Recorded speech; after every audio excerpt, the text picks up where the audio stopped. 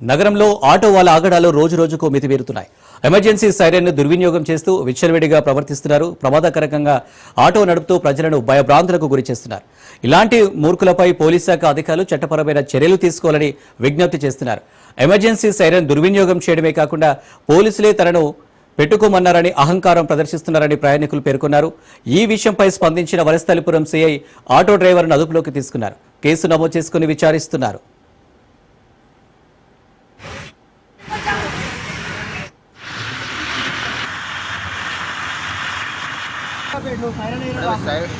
Siren का sound रहना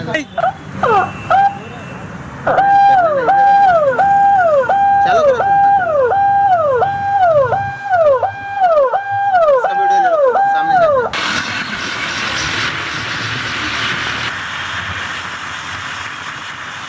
सामने साइरन का साउंड रहना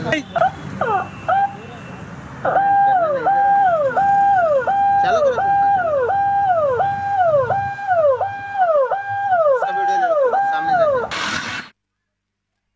నగరంలో ఆటో వాళ్ళ ఆగడాలు రోజు రోజుకు మితిమీరుతున్నాయి. ఎమర్జెన్సీ సైరన్ని దుర్వినియోగం చేస్తూ విచ్చలవిడిగా ప్రవర్తిస్తున్నారు. ప్రమాదకరంగా ఆటో నడుపుతూ ప్రజలను భయభ్రాంతులకు గురి చేస్తున్నారు. ఇలాంటి మూర్ఖులపై పోలీస్ శాఖ అధికారులు చట్టపరమైన చర్యలు తీసుకోవాలని విజ్ఞప్తి చేస్తున్నారు. ఎమర్జెన్సీ సైరన్ దుర్వినియోగం చేయడమే కాకుండా పోలీసులే తనను పెట్టుకోమన్నారని అహంకారం ప్రదర్శిస్తున్నారని ప్రయాణికులు పేర్కొన్నారు. ఈ విషయంపై స్పందించిన వలసతలిపురం సీఐ ఆటో డ్రైవర్ను అదుపులోకి తీసుకున్నారు. కేసు నమోదు చేసుకుని విచారిస్తున్నారు.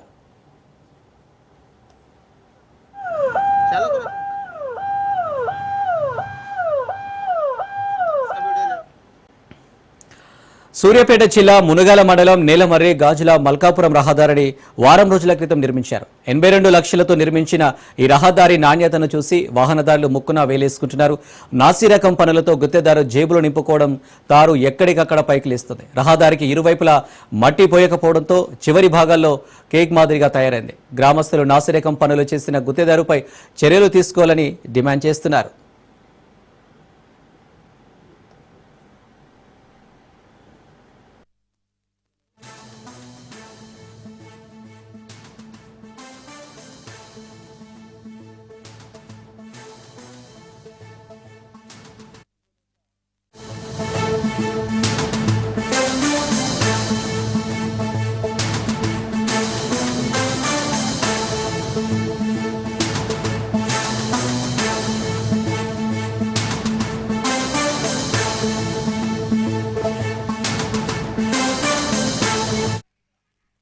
Breaking news. హైదరాబాద్ నిమ్స్ ఆసుపత్రిలో అమానుష్య ఘటన చోటు చేసుకుంది.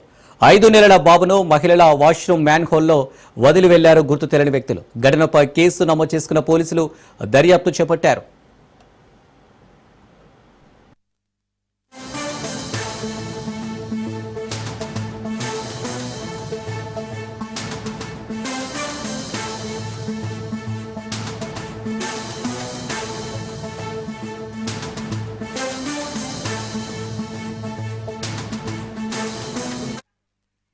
హైదరాబాద్ నిమ్స్ ఆసుపత్రిలో అమానుష్య ఘటన చోటు చేసుకుంది. 5 నెలల బాబును మహిళల వాష్రూమ్ మ్యాన్ హోల్లో వదిలి వెళ్లారు గుర్తు తెలియని వ్యక్తులు. ఘటనపై కేసు నమోదు చేసుకున్న పోలీసులు దర్యాప్తు చేపట్టారు.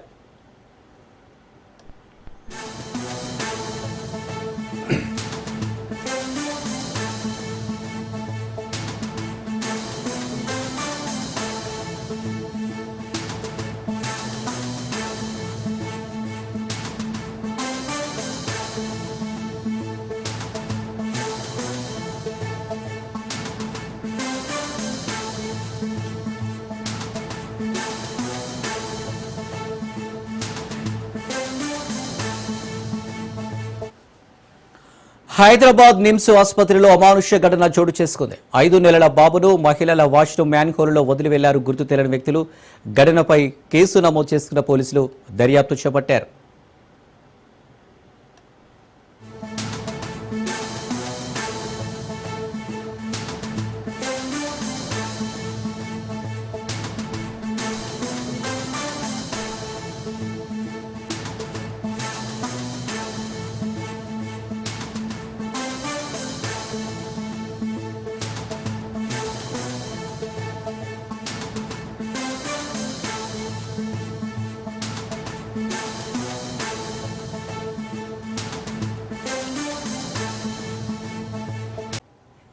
తెలంగాణ మహారాష్ట్రలో భారీగా వర్షాలు కురుస్తున్నాయి. దీంతో ఎగువ కురుస్తున్న వర్షాలకు గోదావరి ఎరుపెక్కింది. వరద నీరు భారీగా రావడంతో ధవళేశ్వరం బ్యారేజ్ వద్ద 175 గేట్లు ఎత్తి 170 క్యూసెక్ల వరద నీరు సముద్రానికి నీళ్లు వదులుతున్నారు ఇరిగేషన్ అధికారులు. ధవళేశ్వరం సర్దార్ కాటన్ బ్యారేజ్ వద్ద ప్రస్తుత పరిస్థితిపై మరింత సమాచారం మా ప్రతినిధి మోహన్ అందిస్తారు. ఎగువన కురుస్తున్నటువంటి భారీ వర్షాలకు గోదావరి ఉరకలెత్తుతుందని చెప్పుకోవాలి. ప్రస్తుతం మనం ఇక్కడ ధవళేశ్వరం వద్ద ఉన్నటువంటి సరార్థర్ కాటన్ బ్యారేజ్ వద్ద ఉన్నాం. ఇక్కడ చూసుకుంటే మనం ఈ రోజు ప్రస్తుతానికి అధికారులు చెప్పిన అంచనాల ప్రకారం 170,000 క్యూసిక్లు 175 గేట్ల ద్వారా వదిలి పూర్తిగా కూడా సముద్రంలోకి విడిచిపెడుతున్నారు. ఎందుకంటే ఇక్కడ ఆనకట్ట కూడా చాలా మంది చాలా డౌట్స్ చెప్తున్నారు.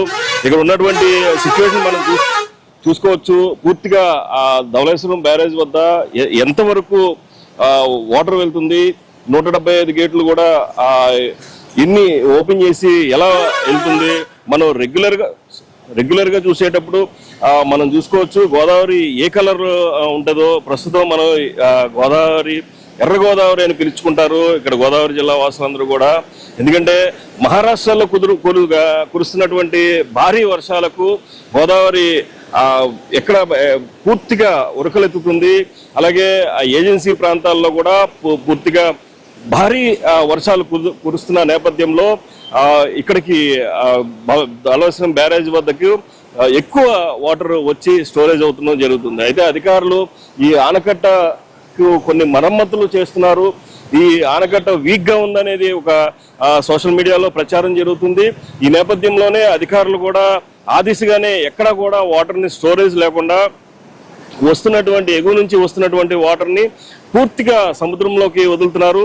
ఇక్కడ మనం చూసుకోవచ్చు, మనం విజువల్స్ లో చూస్తున్నట్టు ఆ గోదావరి వచ్చిన వాటర్ వచ్చినట్టుగా కూడా ఆ గేట్లలో నుంచి సముద్రంలోకి వస్తుంది. ఈ నేపథ్యంలోనే మనం చూసుకుంటే పైన ఉన్నటువంటి లంక గ్రామ ప్రజలు ఏదైతే కోనసీమలో ఉన్నటువంటి పూర్తిగా లంక గ్రామాలు అన్ని కూడా ఈ ముంపునకు గురయ్యే అవకాశాలు ఉంటాయి. ప్రస్తుతానికి 1వ నెంబర్ ప్రమాద హెచ్చరిక వచ్చిన తర్వాత మాత్రమే వాళ్ళందరినీ కూడా పునరావాస కేంద్రాలకు తరలించే అవకాశాలు కనబడతాయి. ఇప్పుడు మాత్రం ఏదైతే ముంపు ప్రాంతాల్లో ఉన్నటువంటి మరీ లోతట్టు ప్రాంతాల్లో ఉన్నటువంటి వారందరినీ కూడా కదిలించే పరిస్థితి ఉంది. అయితే లంక గ్రామాల్లో కూడా మత్స్యకారులందరూ కూడా భారీ స్థాయిలో ఉన్నటువంటి ఈ లంక గ్రామాల్లో ఉన్నటువంటి పూర్తిగా మనం గోదావరి లంకల్లో చూసుకుంటే ఆ లంకల్లో ఉన్నటువంటి వారందరూ కూడా మత్స్యకారులు, వీళ్ళందరూ కూడా ఎర్ర గోదావరిని బేస్ చేసుకొని చాలా పెద్ద ఎత్తున ఆశలు పెట్టుకుంటారు. ఎందుకంటే ఇప్పుడే ఆ గోదావరిలో అతి ముఖ్యమైన పొలస చేప వచ్చే అవకాశాలు కనబడుతున్నాయి. మనం చూసుకుంటే నిన్న ఎర్ర గోదావరి స్టార్ట్ అయింది. నిన్ననే ఆ యానము వద్ద పొలస దొరికినాయి, ఒక 4 పొలస దొరికినాయి అని చెప్పేసి ఇప్పటికీ కూడా మీడియాలో కథనాలు వచ్చినాయి. అయితే మరి మనం ఇప్పుడు చూసుకుంటే ఇక్కడి నుంచి చాలా భారీ ఎత్తున ఈ పొలస కూడా వచ్చే అవకాశాలు కనబడుతున్నాయి. ఎందుకంటే గోదావరి వాసులందరూ కూడా ఈ పొలస గురించి వెయిట్ చేస్తూ ఉంటారు. పుస్తలు అమ్మైనా సరే పొలస తినాలి అనేది ఒక సామెత ఉంది. ఆ సామెత ప్రకారమే ఖచ్చితంగా ఇక్కడ ఈ పొలస చేపల గురించి ఎర్ర గోదావరి రాగానే ఏదైతే చేపలు నాన్ వెజ్ ప్రియులందరూ కూడా దాని గురించి వెయిట్ చేస్తూ ఉంటారు. మనం చూసుకోవచ్చు ఇక్కడ లోతట్టు ప్రాంతాల్లో ఉన్నటువంటి లంక గ్రామ ప్రజలు కావచ్చు, అలాగే ఆ పోలవరం వద్ద ఉన్నటువంటి కడెమ్మస్ లూయిస్ దగ్గర ఉన్నటువంటి ఆ 18 గ్రామాలకి కూడా పూర్తిగా రాకపోకలు బంద్ అయ్యే పరిస్థితి ఉంది. గోదావరి ఏదైతే ఉవ్వెత్తున ఎన్ని క్యూసెక్ల వాటర్ వచ్చినా సరే మేము సిద్ధంగా ఉన్నామని చెప్పేసి ఇప్పటికే ధవళేశ్వరం ఇరిగేషన్ శాఖ అధికారులు చెప్పారు.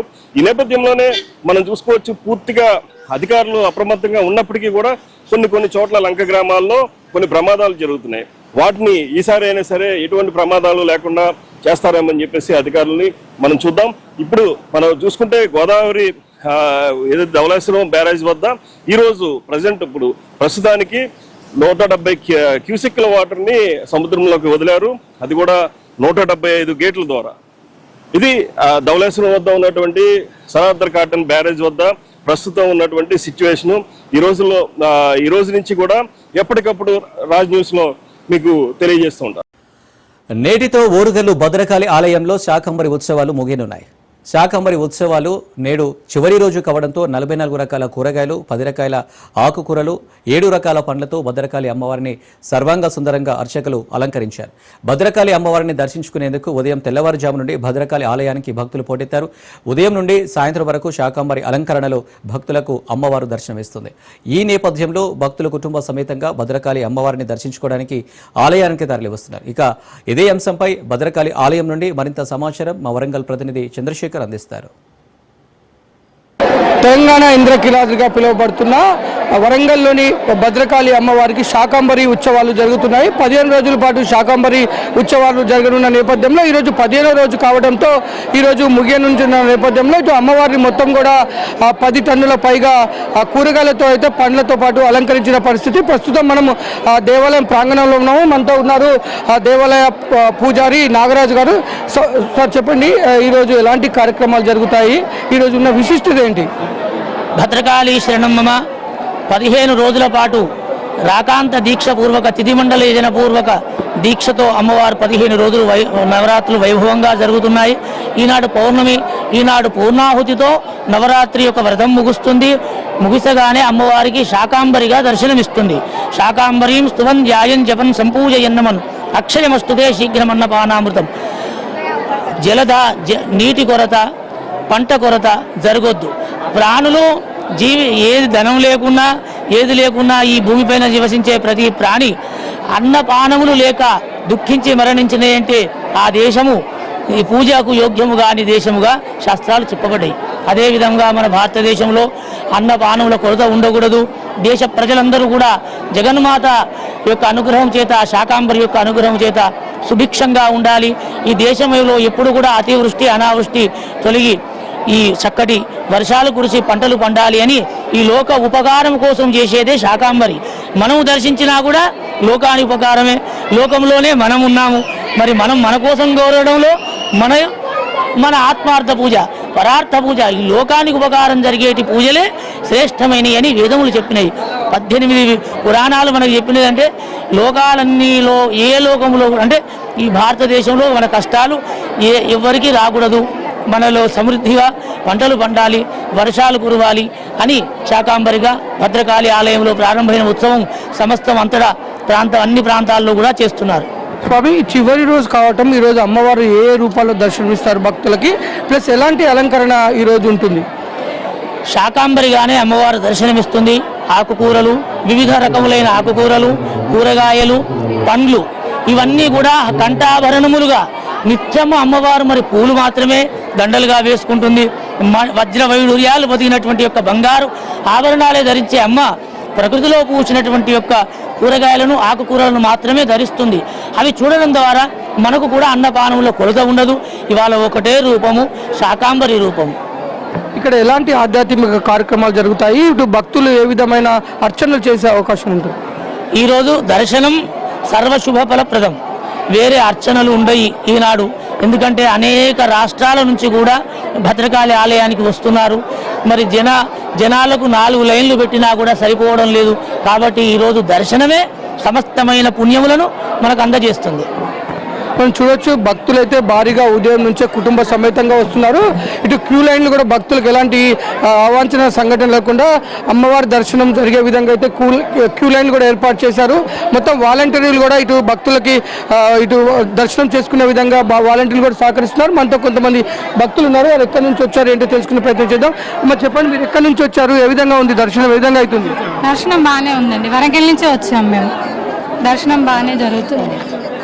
మీరు చెప్పండి, ఎక్కడి నుంచి వచ్చారు, అసలు ఇక్కడ ఎలా ఉంది పరిస్థితి? మేము ఖమ్మం నుంచి 125 కిలోమీటర్లు అమ్మవారి దర్శనం చేసుకుందామని వచ్చాము.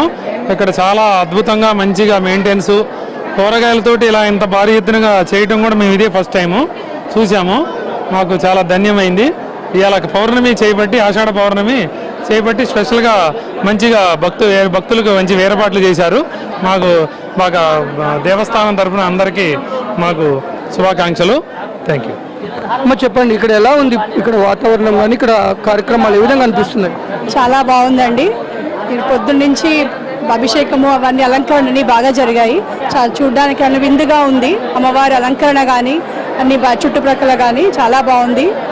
మేము పొద్దున్న నుంచి వెయిట్ చేస్తాము 2 గంటల నుంచి, కానీ దర్శనం మాత్రం బాగా జరిగింది. అమ్మ అనుగ్రహం అందరికి, భద్రకాళి మాత అనుగ్రహం అందరికీ ఉండాలని ప్రార్థిస్తున్నాం. భద్రకాళి మాత అనుగ్రహం కోసం అయితే భక్తులు అయితే ఉదయం నుంచే కుటుంబ సమేతంగా భారీగా వస్తున్న పరిస్థితి. ఇక్కడ భక్తులు అమ్మవారిని దర్శించుకోవడానికి ఏర్పాటు చేసిన క్యూ లైన్లలో గంటల తరబడి కూడా ఉన్న పరిస్థితి అయితే ఉంది. ఇక్కడ మనతో కొంతమంది భక్తులు ఉన్నారు, వీరితో మాట్లాడి తెలుసుకుందాం. చెప్పండి అమ్మా, ఏంటి అసలు మీరు ఇక్కడ? మేము సేవకు వచ్చినాం సార్, చుంతన్నబాద్ నుంచి. చుంతన్నబాదు, పెద్దపల్లి, కరీంనగర్ నుంచి సేవకు వచ్చినాము. చాలా బాగా జరిగింది. మేము రాత్రి కూరగాయలు అన్ని కూర్చున్నాము, తెల్లందాకా సంతోషించినాము. ఇవాళ దర్శనం క్షేమంగా అయింది, వెళ్ళిపోతున్నాం. స్పెషల్ దర్శనం చేపియలేదు మాకు. ఇది భక్తులైతే స్వచ్ఛందంగా వాలంటీర్స్ కూడా వస్తున్నారు. అమ్మవారికి జరిగే ఏదైతే కూరగాయలతో జరిగే అలంకరణలో అయితే భక్తులు స్వచ్ఛందంగా వచ్చి అమ్మవారిని అలంకరించే కార్యక్రమంలో పాల్గొన్నారు. మొత్తము ఈ ప్రాంగణం అంతా కూడా ఆధ్యాత్మిక శోభను సంతరించుకుంది. భక్తులు కూడా భారీగా రానున్న నేపథ్యంలో భక్తులకు ఎలాంటి అవాంఛనీయ సంఘటనలు జరగకుండా దేవాలయ సిబ్బంది అయితే అన్ని ఏర్పాట్లు అయితే చేశారు. కెమెరామెన్ జలీల్తో చంద్రశేఖర్, రాజ్ న్యూస్, భద్రకాళి అమ్మవారు. విశాఖలోని సింహాచలంలో భక్తుల సద్దడి నెలకొంది. సింహాచలంలో గిరి ప్రదక్షిణ కొనసాగుతుంది. గోపాలపట్నం మీదుగా సింహాచలం మార్గంలో భక్తుల గిరి ప్రదక్షిణ చేస్తుండగా మధ్యాహ్నం వరకు కొనసాగనున్నట్లు అధికారులు తెలిపారు. ఇక ప్రదక్షిణ చేయలేని వారి కోసం 32 సార్లు గుడి ప్రదక్షిణ చేసేందుకు ఏర్పాట్లు చేశామన్నారు.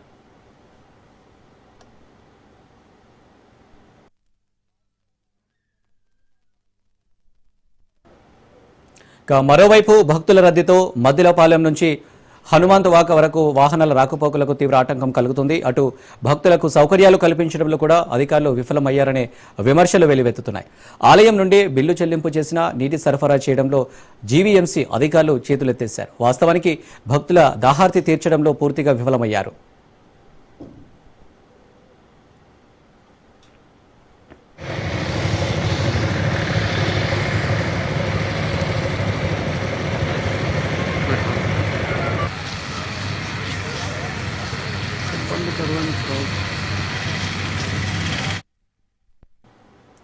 ఇక కొబ్బరి ముక్కల కాంట్రాక్టర్పై ఉన్న ప్రేమ తమపై అధికారులకు లేదంటున్నారు భక్తులు. తాము నడిచే దారిపై కొబ్బరి ముక్కలు వేశారంటూ భక్తులు మండిపడ్డారు. నడిచే దారి లేకపోవడంతో తీవ్ర ఇబ్బందులు పడుతున్నట్లు చెప్పారు. భక్తులకు సౌకర్యాలు కల్పించడంలో అధికారులు విఫలమయ్యారంటూ ఆగ్రహం వ్యక్తం చేశారు.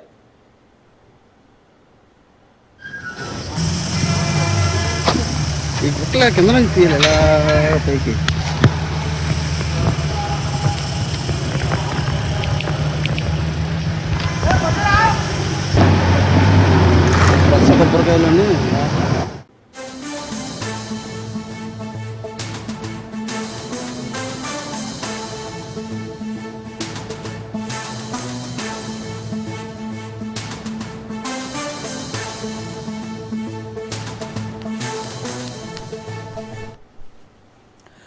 అఘోరి అలియాస్ శ్రీనివాస్ను కరీంనగర్ కోర్టుకు తరలించారు. కొత్తపల్లి పిఎస్లో మే 5న అఘోరిపై కేసు నమోదైంది.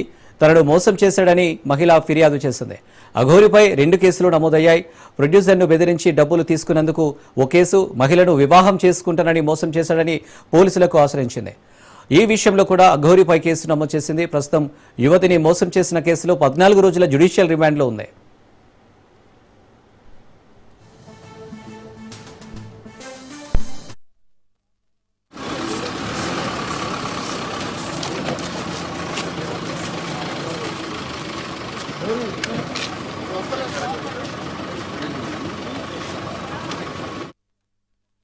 అఘోరి అలియాస్ శ్రీనివాస్ ను కరీంనగర్ కోర్టుకు తరలించారు. కొత్తపల్లి పిఎస్లో మే 5న అఘోరిపై కేసు నమోదైంది.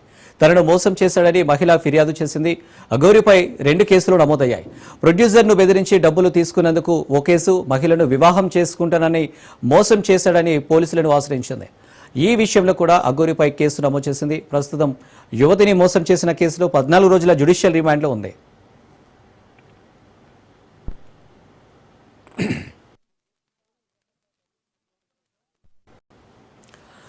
ఉప్పల్ రాజీవ్ గాంధీ అంతర్జాతీయ క్రికెట్ స్టేడియం వద్ద డివైఎఫ్ఐ ఆధ్వర్యంలో ఆందోళన చేపట్టారు. ఐపీఎల్ సీజన్లో ఎస్ఆర్హెచ్, హెచ్సీఏ మధ్య టికెట్స్ విషయంలో అవినీతి ఆరోపణలతో వివాదం చెలరేగింది. ఐపీఎల్ టికెట్ విషయంలో అక్రమాలకు పాల్పడ్డ హెచ్సీఏ అధ్యక్షుడు జగన్మోహన్ రావును హెచ్సీఏ కార్యవర్గాన్ని బర్తరఫ్ చేయాలని డిమాండ్లు వెల్లువెత్తాయి. వ్యాపారవేత్తలకు హెచ్సీఏ అధ్యక్ష పదవి ఇవ్వడాన్ని తీవ్రంగా వ్యతిరేకిస్తుంది డివైఎఫ్ఐ. సిఐడి విచారణలో హెచ్సి అక్రమాలు జరిగిందని, అక్రమాలకు పాల్పడ్డ వారిని కఠినంగా శిక్షించాలని డిమాండ్ చేశారు.